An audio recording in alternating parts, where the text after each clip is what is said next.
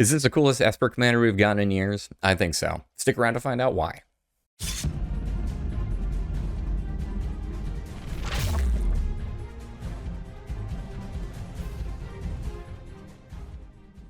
What's going on, everybody? Welcome back to Guys That Magic. I'm your host, Riley, and today I'm going to be taking you through a deck tech of one of the brand new Secret Lair cards that was just spoiled at MagicCon Atlanta.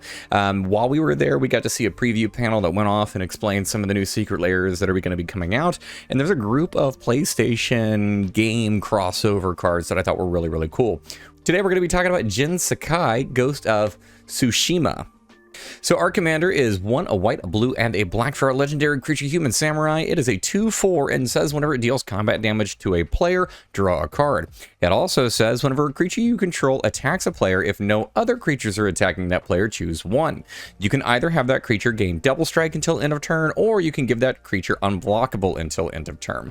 Essentially, this is going to be a great way for us to be able to push additional damage through. We want to make sure that our creatures are connecting, while also playing this kind of like weird little mini game of like only actually sending one creature at a time to each one of our opponents. So we want to make sure that whenever we are doing this, we are maximizing the overall quality of the creatures that we're going to be connecting with. Now, I've seen a lot of builds taking this as more of like a Voltron route. I really wanted to do something that was a little bit different. So what I'm trying to do with this is maximize our overall amount of value just by dealing combat damage. We're going to be controlling the board a little bit as well, making sure that we're not going to end up getting any kind of like sticky situations or having any repercussions for us kind of just like hitting away at the board, and then also drawing a lot of cards. With that being said, we're going to go ahead and dive into this deck tech, and the first group that we got are just some small but pretty impactful creatures. The first card that I want to talk about is Ayara's Oathsworn. She is 1 and a black for a creature human knight, a 2/2 with menace, and says whenever she deals combat damage to a player, if it has fewer than 4+1/+1 counters on it, put a +1/+1 counter on it. Then, if it has exactly 4+1/+1 counters on it, search your library for a card, put it in your hand, and then shuffle. This is a card that is really cool because not only does it have the ability to let us tutor, but it's also a card that starts off relatively small. It has a bit of built-in evasion already, so we could potentially be rewarded for using this in like double strike. And then on top of that, this is going to be growing. So this is an excellent card to drop in the very beginning of the game. That way you can just kind of get a creature into play, and this grows and becomes more and more of a threat as the game goes on. Also, things like this with double strike mean that you would be gaining that trigger twice. Now, sadly, you're only going to be able to ever tutor once, but you can put that additional +1/+1 counter on there to deal even more damage. Blizzard Spectre is up next. This is 2, a blue, and a black for a snow creature specter. It is a 2/3 with flying and says whenever it deals combat damage to a player, choose one.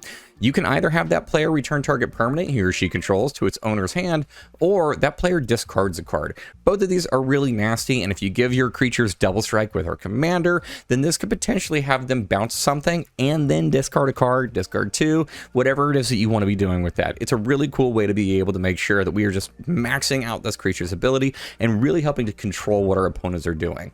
Draina, Liberator of Malakir, is up next. She is 1 and 2 black for a legendary creature vampire ally, a 2/3 with flying and first strike, and says whenever she deals combat damage to a player, you put a +1/+1 counter on each attacking creature you control. Now, this one is a little bit weird because normally she works well because of that first strike, but if your other creatures are coming in with unblockable, she potentially is attacking an opponent, and then maybe you give her like something like double strike. It does still have that ability to be able to pump up your team, so timing with her can be a little bit odd, but still a really, really cool effect to have. As far as some of the other just smaller impactful creatures, we have Enduring Curiosity. This is 2 and 2 blue for an enchantment creature. It's a Cat Glimmer, a 4/3 with flash, and it says whenever a creature you control deals combat damage to a player, draw a card. It also says whenever it dies, if it was a creature returned to the battlefield under your control, it's an enchantment. So wonderful card draw engine here, very difficult for your opponents to deal with. You kind of essentially have to kill this thing twice, once as a creature and once as an enchantment, in order for it to really go away. So I love how this is just kind of like a lingering effect, very, very powerful.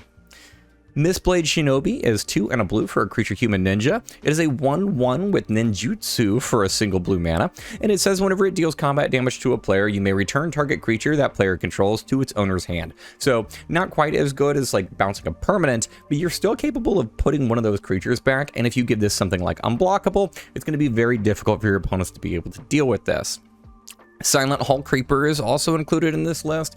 It is 1 and a blue for an enchantment creature horror. It's a 1/1. It cannot be blocked. So that's perfect. It's already got that stapled onto the card. It also says whenever it deals combat damage to a player, choose one that hasn't been chosen, put 2+1/+1 counters on it, draw a card, or it becomes a copy of another target creature you control. This one is very, very flexible. You're pretty much always going to be making sure that you at least put those 2+1 counters on it. And if this thing has double strike, which it should because it already can't be blocked, it gets really scary. You can put the counters on it and then draw a card, or you can put counters on it and then maybe potentially have it become a copy of something. So this is a very small, super impactful creature. I do have a couple of utility creatures in here. We're going to take a little bit of a break from like the deal combat damage aspect of things. Don't worry, we are 100% going to get back into that. But I want to make sure that while we are attacking our opponents, we are still protected. So I am going to be including Grand Abolisher, which is 2 white mana for a creature human cleric. It's a 2/2 and says during your turn, your opponents can't cast spells or activate abilities of artifacts, creatures, or enchantments. Super important. We just want to be able to swing and not have to worry about any mana that they have unspent.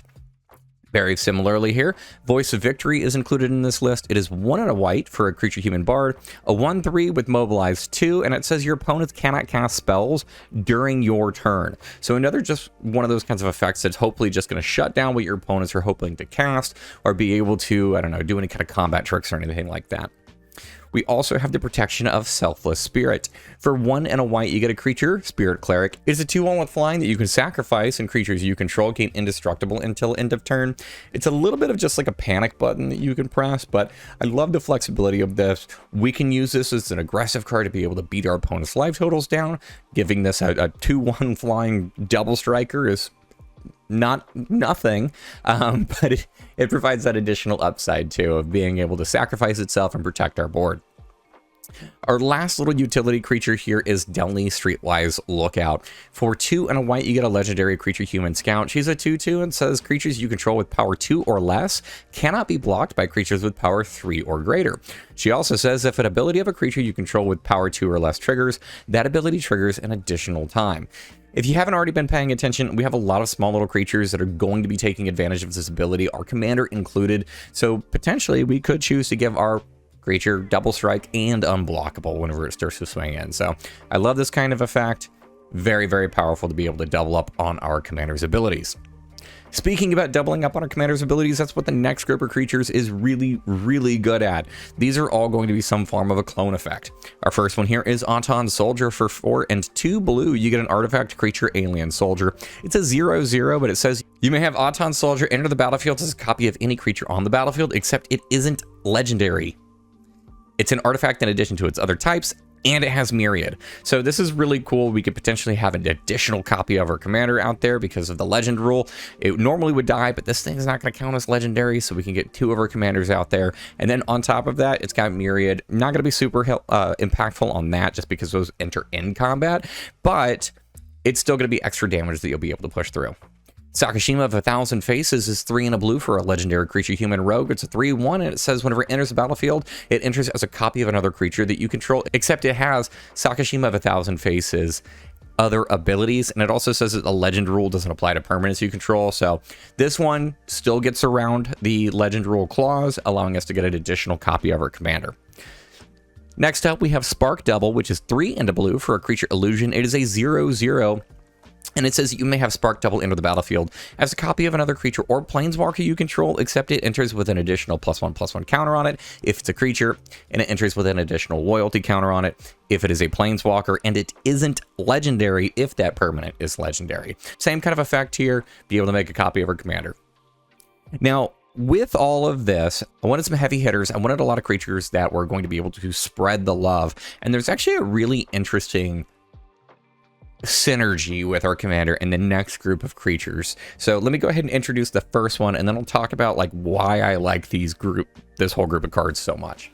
So the first one here is Banshee of the Dread Choir. It is 3 and 2 black for a 4/4 creature spirit with Myriad. It also says whenever it deals combat damage to a player, that player discards a card. Now, Myriad, for those of you who are not familiar with this mechanic, it says whenever this creature attacks for each opponent other than the defending player, you may put a token that's a copy of this creature onto the battlefield tapped and attacking. That player or planeswalker he or she controls, exile the token to the end of combat. So if you attack opponent B, you also get a copy of Banshee that go at opponent A and opponent C. Essentially, you're going to be swinging with 3 4/4s instead.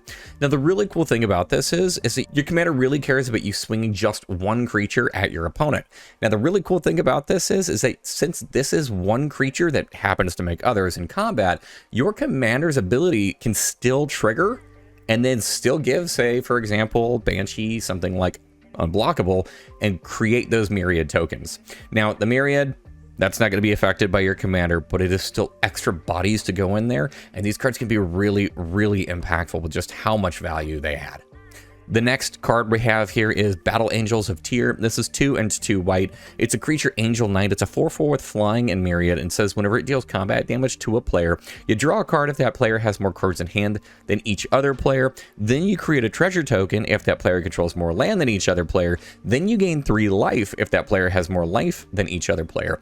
It's just a very good card in general. It does a lot for you, a lot of value there. And then the last card that I want to talk about in this section is Broodbirth Viper. This is 4 and a blue for a creature snake. It's a 3/3 with myriad, so a little bit smaller there. But it says whenever it deals combat damage to a player, you may draw a card. So beautiful. I love the overall effect there. I want to be able to swing in. This allows me to still be able to hit all of my opponents and spread the love, deal a bit more damage, while still meeting the clause on my commander. Now, talking about meeting those clauses on my commander, I wanted to put in some high impact cards. Some creatures that my opponents are either going to be forced to deal with or just absolutely revel in the pain. So the first card that I have here is Blinding Angel. This is 3 and 2 white for a creature, Angel. She's a 2/4 with flying, so a bit small, but she says whenever she deals combat damage to a player, that player skips his or her next combat phase. Essentially, you can make her just unblockable and have them just never take a combat ever again. It forces your opponent to deal with this kind of an effect. And it can be really, really scary because it kind of shuts down many decks' ability to win. Metamai, the Ageless, is 4, a white, and a blue for a legendary creature Sphinx. It's a 4/4 with flying, and it says whenever it deals combat damage to a player, take an extra turn after this one.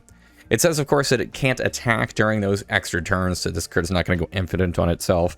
But you can swing in with this. You can give it unblockable if needed, or you can give it double strike. And if you do give it double strike, it actually will hit twice during that turn. So assuming that it hits a player and its ability will trigger, you'll actually take 2 extra turns after this. 1 for the first strike hit, and then 1 for the second just normal combat damage. Our next card in this high impact series is Summon Primal Odin. This is 4 and 2 black for an enchantment creature, Saga Knight. It is a 5/3, and on the first mode, or the first lore counter, it says destroy target creature an opponent controls. On the second lore counter, it says this creature gains whenever this creature deals combat damage to a player, that player loses the game. On the third lore counter for it, it says draw 2 cards, each player loses 2 life. So a lot of card draw here, bit of removal, and if you give this thing unblockable, your opponent is just going to die. The last card that I have here as far as super high impact is Unstoppable Slasher. It is 2 and a black for a creature zombie assassin. It's a 2/3 with death touch and says whenever it deals combat damage to a player, they lose half their life, rounded up. It also says whenever it dies, if it had no counters on it, return it to the battlefield tapped under its owner's control with 2 stun counters on it. So it's a very difficult to get rid of creature. It brings itself back. It's kind of that threat that just like, you know, it's coming back for you. And the fact that we can give this unblockable or potentially give this double strike if we want to, makes this a very, very scary creature. I do have 2 other creatures included in just like what I'm calling like a big smashy category. If you haven't noticed already, we got a lot of card draw just built around in this deck. We have a lot of card draw with our commander itself, and we'll talk about even more card draw as this deck progresses. But along with the creatures, I have 2 cards in particular, 2 big creatures that are going to take advantage of us drawing so many cards. The first one is Body of Knowledge. This is 3 and 2 blue. It's a creature avatar. It's a star, and it says that its power and toughness are each equal to the number of cards in your hand. It also says that you have no maximum hand size, and it says whenever it is dealt damage, you draw that many cards. This is wonderful if you want to be able to have a big smashy creature with double strike, or potentially just swing in with something that's very large and now unblockable. Similarly, we also have Sturmgeist. This is 3 and 2 blue for a star.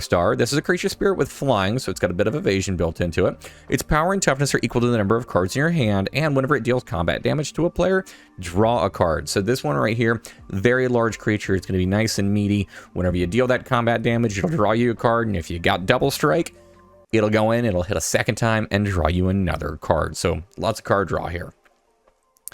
Now, I did want to put in a couple of other small creatures, some things that we can get into play that kind of scare our opponents and hopefully have them spend their removal elsewhere. That's where these next 3 creatures come in. The first one is Shieldred's Headcleaver. This is 3 and a black for a creature Phyrexian warrior. It's a 2/4 with Menace and Toxic 2.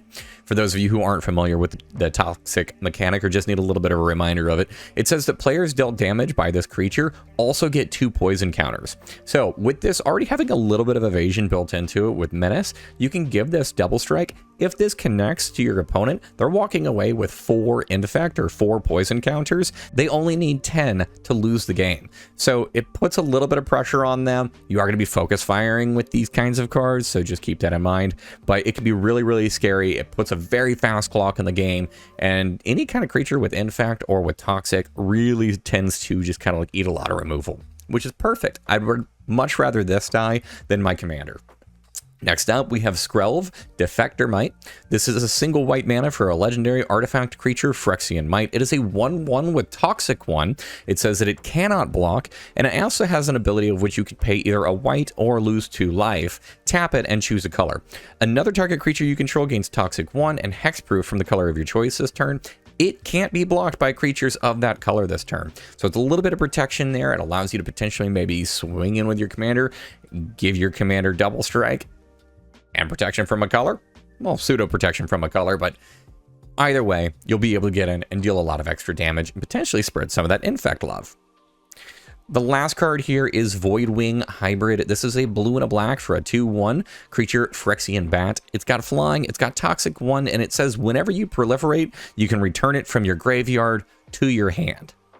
So, a nice little card that has the potential to bring itself back. The last creature card that I'm going to be including in here is Triskaidekaphile. This one is kind of its own category. I put it in here as for the lulz, but it's an alternative win condition with the fact that we are going to be drawing so many cards.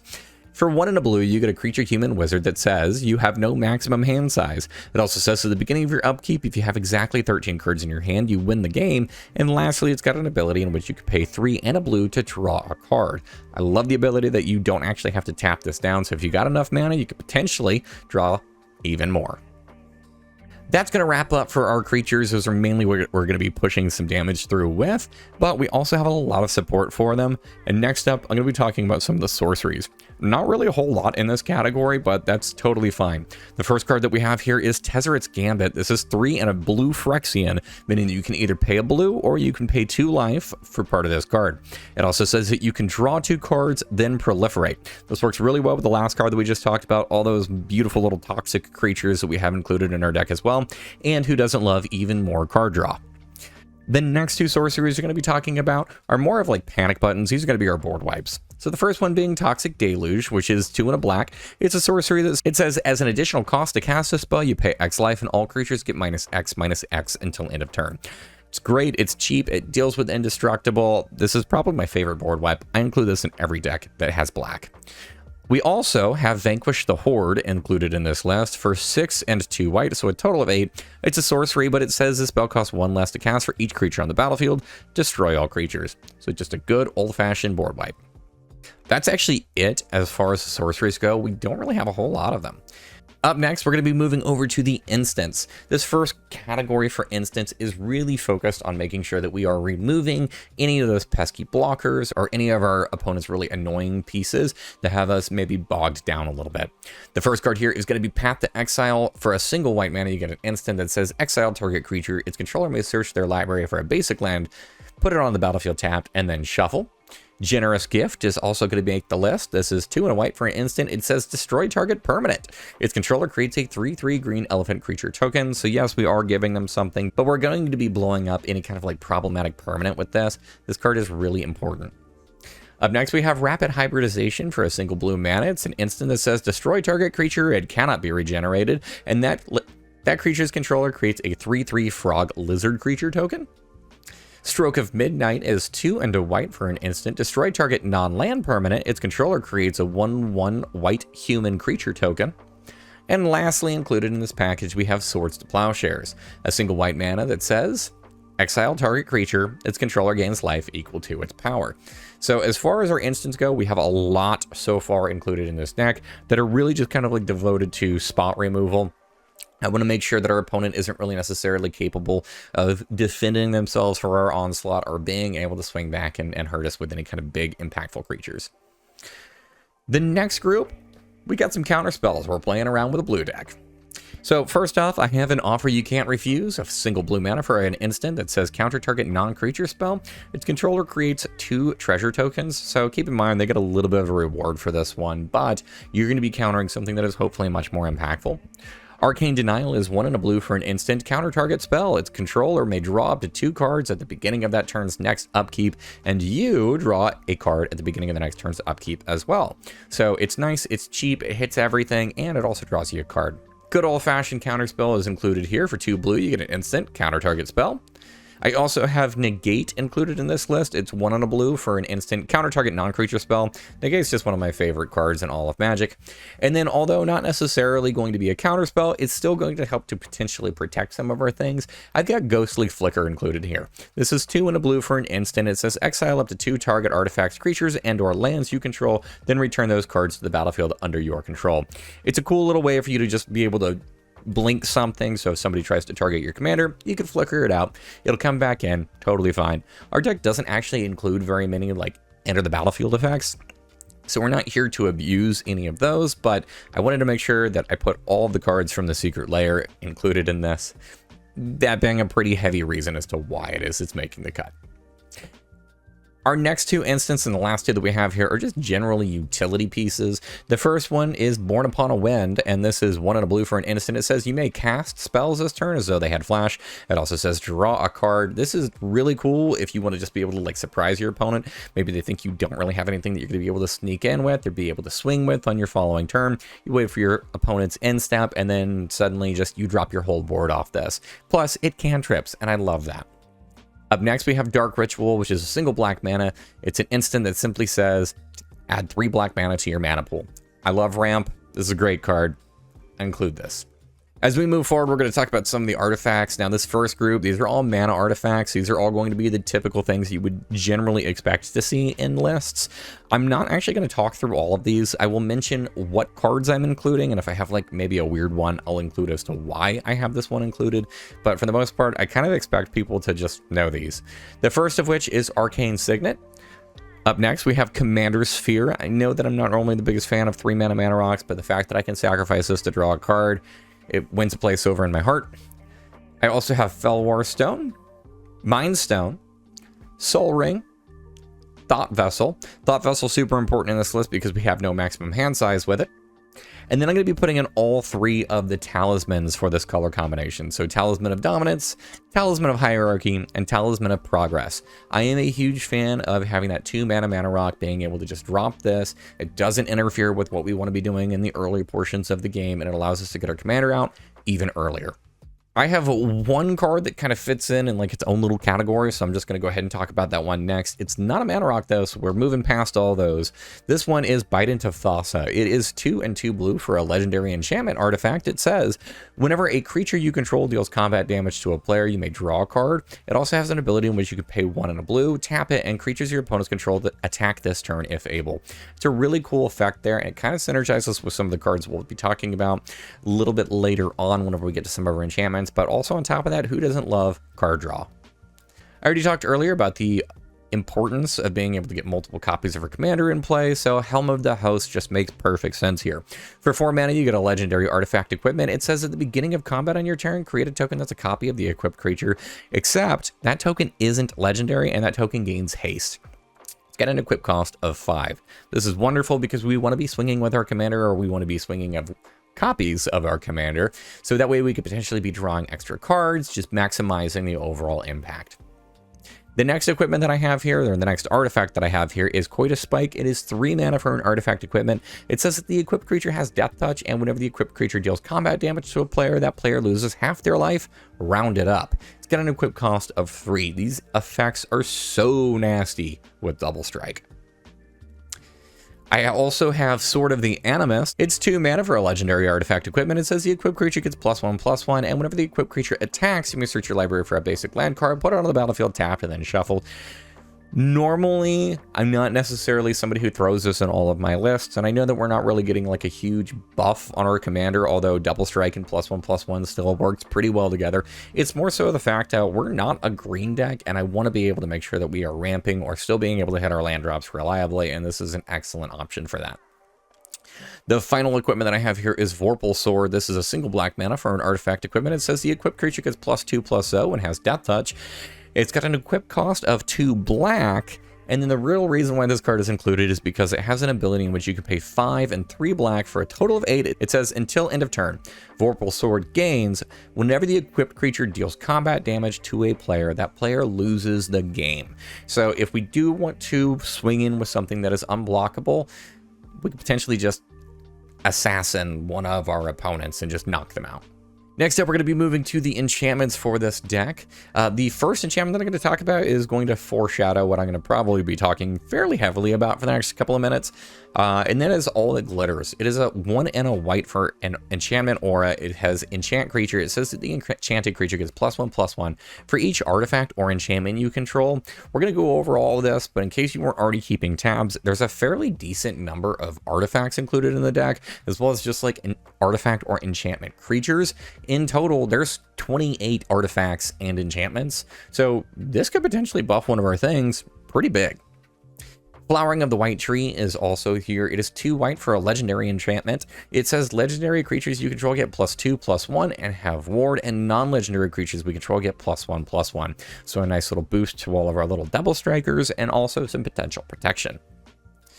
Speaking about protection, we have Ghostly Prison included in this list. For 2 and a white, it says creatures can't attack you unless their controller pays 2 for each attacking creature. This makes sure that we can start to swing in at our opponents and not care about any of those repercussions because we're going to be taxing them to attack us. Also, we have Ghostly Prison's best friend, Propaganda, which is 2 and a blue for an enchantment that does literally the exact same thing. So we're going to be running both copies of this. And in case that doesn't scare our opponents off enough, we've also got No Mercy, which is 2 and 2 black for an enchantment that says whenever a creature deals damage to you, destroy it. This is really, really cool. It's not just combat damage, so if you got like a little pinger that is annoying you, if they ping you, that creature, if it is the one that dealt damage, it'll die. So pretty cool. The last enchantment that I have included here is a little bit of an oddball, but a card that I am a huge fan of in this deck, and I love being able to do that, throwing in cards that maybe I wouldn't otherwise put in builds.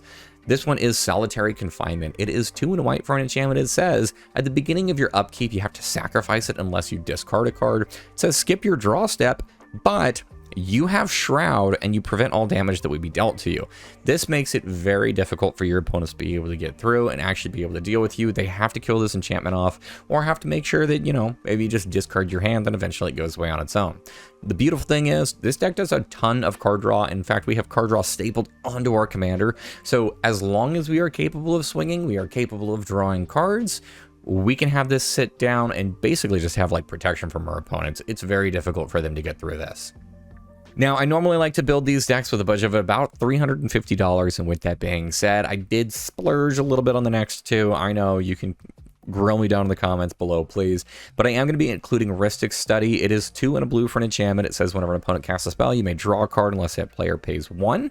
And I'm also running Smothering Tithe, which is 3 and a white for an enchantment that says whenever an opponent draws a card, that player may pay 2. If the player doesn't, you create a colorless treasure artifact token with tap and sack it to add 1 mana of any color. These are kind of notorious in the format at this point, but both of these cards, very, very good.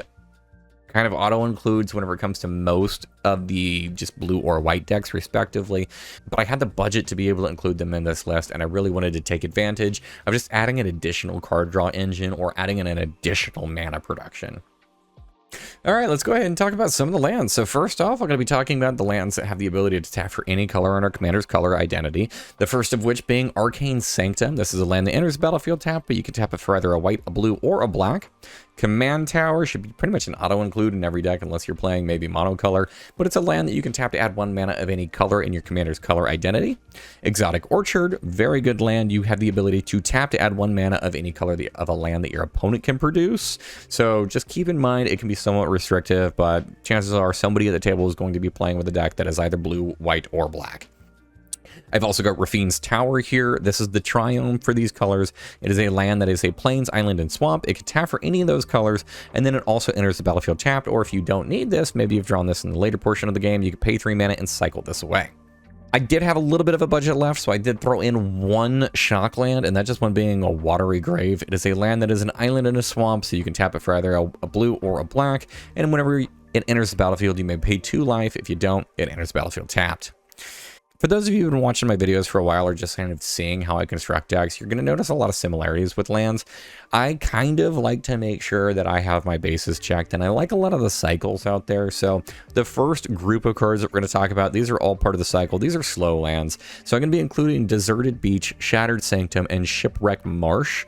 The way that these lands work is that they enter the battlefield tapped unless you control 2 or more other lands. So they're not necessarily great on turn 1 or turn 2, but if you happen to draw them past that point, they are fantastic. They can tap for 1 of 2 different colors respectively, and you can take a look here. We've got them up on the screen, but all of them are relatively cheap.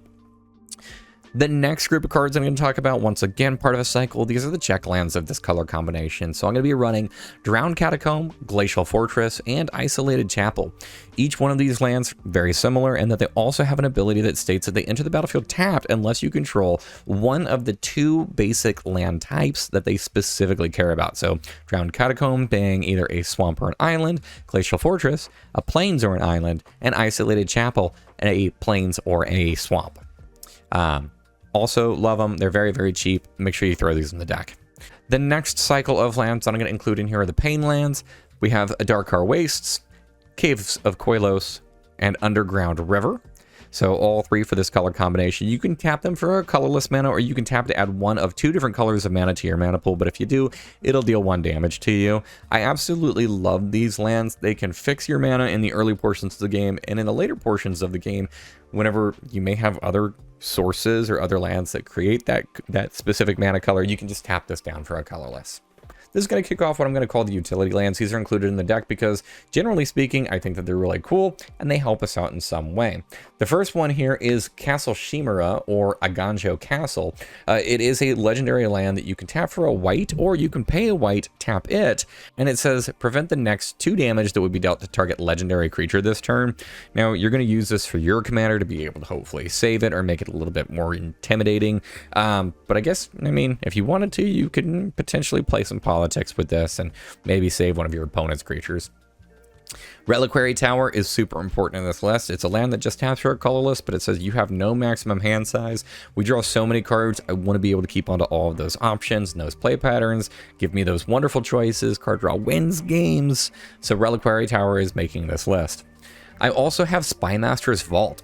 This enters battlefield tapped unless you control a swamp. You can tap it for a black, or you can pay a black, tap it, and target creature you control connives X, where X is the number of creatures that died this turn. So a little bit difficult to make this one just generally work before combat, but in your second main phase, this can be a great way for you to be able to put some +1/+1 counters on one of your creatures, and then also be able to potentially draw some cards. So it's pretty cool. You can filter through your deck a little bit more this way. And although it's not necessarily like the fastest way to be able to buff your creature, it does allow you to do so. And with Double Strike, that can get kind of scary. Up next, we have Vault of the Archangel. This is a land that can tap for a colorless, or if you need to, you can pay 2, a white and a black. You can tap it, and creatures you control gain Death Touch and Lifelink until end of turn. Death Touch I absolutely love with Double Strike. If your opponent blocks, you can just assign that first strike damage to something, and with the Death Touch, it'll just kill it. And then plus on top of that Lifelink, you may need to gain some life back. It's always nice to have. The last one of our utility lands is Karn's Bastion. This is a land that you can tap for a colorless, or you can pay for, tap it, and proliferate. This one is mainly included in this list just because we do have those creatures with Toxic. So if we do maybe have a couple of poison counters on some of our opponents, we can start to proliferate in the later portions of the game if we're not able to get in with combat damage for some strange reason. To wrap this all up, we have 7 islands, we have 5 plains, and we have 5 swamps. So all in all, I think this deck is actually a lot of fun. I think this is really, really cool. I've seen a lot of different builds for Jin Sakai, and I personally love that. I tried to take this in a little bit of a different direction than, for the most part, like what I saw. I still have a little bit of overlap, of course, with some of the like equipment matters. We do have a couple of equipment in here, but this isn't necessarily like a Voltron build. This is more of a build of like, we're going to be swinging in and causing a lot of shenanigans, which generally I just kind of feel is fun. Thank you so much for making it to the end of the video. I absolutely love making these kinds of videos for you, so do me a huge favor. Please drop some comments down below. What are some other cards you would like us to do some deck techs on? I know that there were a lot of cards that were released over just like Spider-Man and the secret layers, and I don't know, it seems like at this point, spoiler season never stops, but leave some comments down below. Building deck techs is one of my favorite things that I do for this channel, so give me some ideas and give me some direction to go. What do you want to see? Also, make sure that you let me know, how would you have built this deck? What would you have done differently? What changes would you recommend maybe for me? Or maybe if you have any questions based on like specific card choices or my overall like just deck building philosophies with this. If you haven't done so already, please double check, make sure that you've liked and subscribed. On the screen right now, those are all of our Patreon subscribers. Thank you guys so much for your added support. It really does mean the world to us. If you guys wanted to check out what they're seeing, which is not here on YouTube, including early access content, exclusive content, and a bunch of other cool stuff, please check the link in the description below and consider subscribing. And a very special shout out to our Gains Indestructible tier, starting with Aaron Hill, Billy Yum Yum 2x2, Daryl Tripp, Demarion Turner, Doc Jerome, Dolo XMJ, Ghost McGrady, Jimmy Ward, Jay Pizzle, Kelvor, Kevo, Samuel Abbott, Stingrazor1144, and Thrifty PSGR. And until next time, this has been Guys at Magic.